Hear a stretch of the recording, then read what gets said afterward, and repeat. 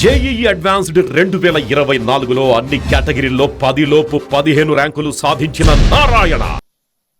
ఆ రోజు ప్రధానమంత్రి గారు నరేంద్ర మోడీ గారు ఇవన్నీ ఆలోచించి ఫస్ట్ క్యాబినెట్ మీటింగ్లో పెట్టి ఒక ఆర్డినెన్స్ ఇచ్చి ఆ 7 మండలాలు ఆంధ్రప్రదేశ్కి ఇచ్చి తర్వాత పార్లమెంట్ సమావేశాలు పెట్టుకున్నారంటే అది ఒక చరిత్ర.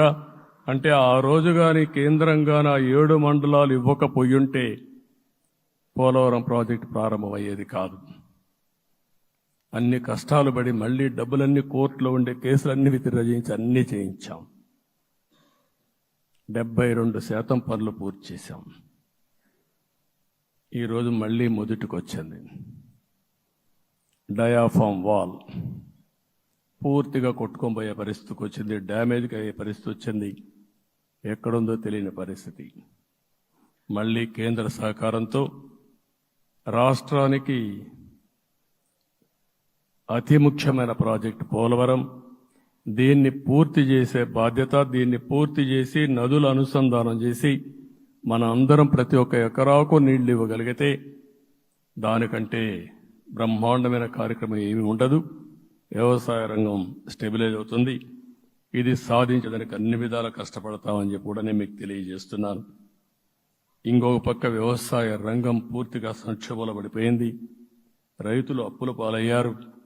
5 ఏళ్లలో 9 సార్లు కరెంటు ఛార్జీలు పెంచారు. ఈ విధంగా ఇవన్నీ కూడా ఇంకొక పక్క మీరు చూస్తే అమరావతి 10 సంవత్సరాల తర్వాత మన రాజధాని ఏదంటే చెప్పుకోలేని పరిస్థితి. ఇప్పటికి కూడా మనకు గుర్తొచ్చేది ప్రజావేదిక విధ్వంసం. అలాంటి దుర్మార్గమైన కార్యక్రమాలు జరిగాయి. ఇవన్నీ కూడా గుర్తు చేసుకుంటూనే కక్షపూరిత రాజకీయాలు కాకుండా కన్స్ట్రక్టివ్ పాలిటిక్స్కి మనం ముందుకు పోవాల్సిన అవసరం ఉంది. అందుకే ఈరోజు నేను ఒకటే మీ అందరికీ హామీ ఇస్తున్న, మీ ద్వారా ప్రజలందరికీ, మనది ప్రజాప్రభుత్వం. ఇకపైన మన ప్రభుత్వంలో ప్రజావేదికల కూల్చివేతలుండవు. 3 రాజధానులంటూ రాష్ట్ర భవిష్యత్తు ఆటలాడే పరిస్థితి ఉండదు. మన రాజధాని అమరావతి, అమరావతి రాజధాని.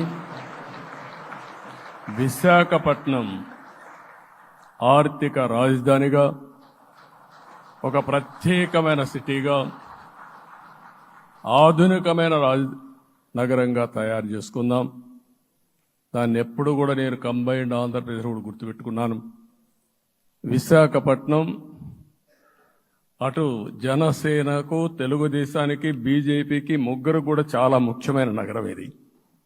ఎందుకు నేను ఈ మాట అంటున్నానంటే, లాస్ట్ ఎలక్షన్లో 2014లో హరిబాబు అక్కడ ఎంపీగా గెలిచారు.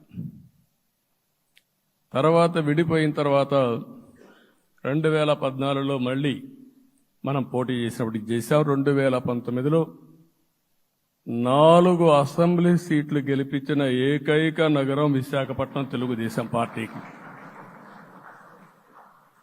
అదే మాదిరిగా ప్రజల్లో గణనీయమైనటువంటి అభిమానం జనసేన అధినేత పవన్ కళ్యాణ్ గారి పైన ఉంది. ఈ 3 కలిపి నిన్న ఒక సునామీ మారిగా వచ్చింది. అక్కడ ఒక్కొక్క సీట్లో మీరు చూస్తే 90,000, 90,000, 70,000, 80,000 మెజారిటీతో గెలిపించారంటే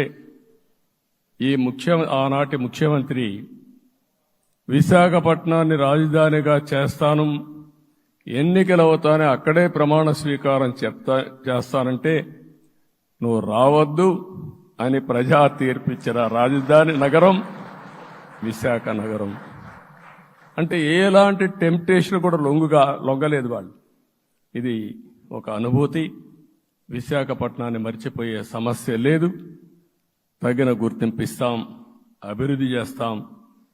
ఇంకొక పక్క కర్నూలుని కూడా ఇదే మాదిరిగా చెప్పి కర్నూలుని జ్యుడిషియల్ క్యాపిటల్గా చేస్తామని కడాన ఏమీ చేయకుండా వదిలిపెట్టినటువంటి వ్యక్తి.